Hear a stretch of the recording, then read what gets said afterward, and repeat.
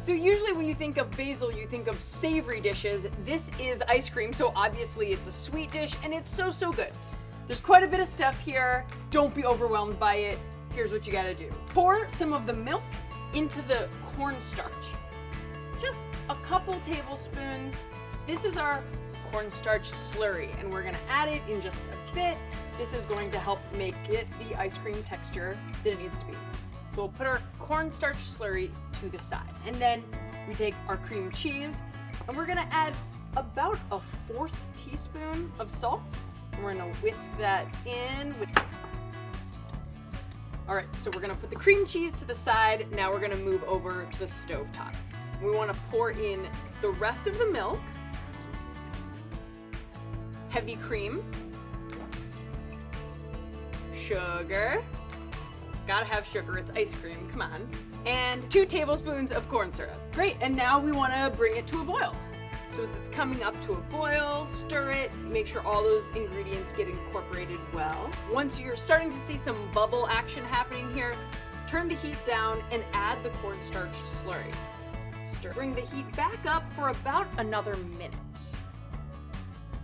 Okay, now add in the cream cheese mixture. You want this to be fully incorporated before you move on to the next step.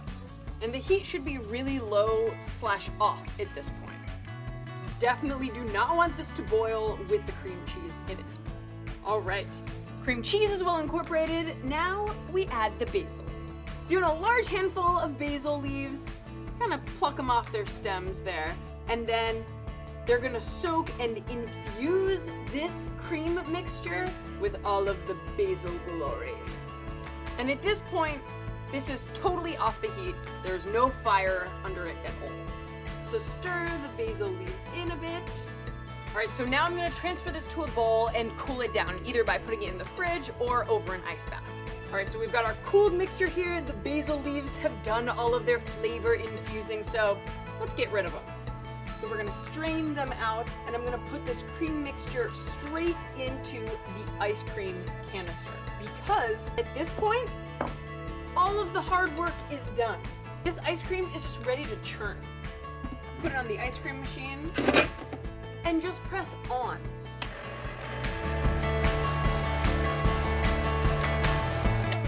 All right, it's been in here for about 10 minutes. It's looking really good. Oh yeah, you see that? That's what you want. Okay, so now we're going to fold in our honeyed pine nut pralines. This is gonna give it a really nice crunch. So just put some in and just fold it in really gently. Boop, boop. These are so good.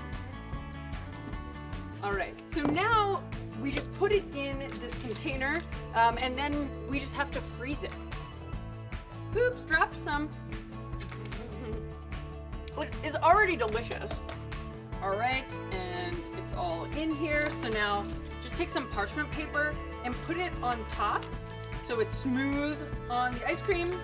Cover it up and take it to the freezer. All right, this has been in the freezer for about 4 hours, which is the minimum it should be. Usually I like to leave it overnight, but today we did 4 hours. Oh yeah. Okay, so now this is the ice cream texture that we all know and love. Oh my gosh, it does not matter what season it is, I'm always in the mood for ice cream. And as you can see, the ice cream itself is white. You might think, oh, basil ice cream is gonna be green. No, no, no, but it has the flavor in there. And the pine nuts, they really keep their texture. They add a nice crunch. If you really like the crunch though, and you have some extra honeyed pine nut pralines, you can add it on top. I think it's time to dig in. Oh my gosh. This is really, really one of my favorite ice creams. And I don't know anywhere I can get it, so I just make it at home, which kind of makes it even better, right? Big, huge, massive shout out to Jenny's Ice Cream. This is where this recipe is from. As always, guys, keep it quirky.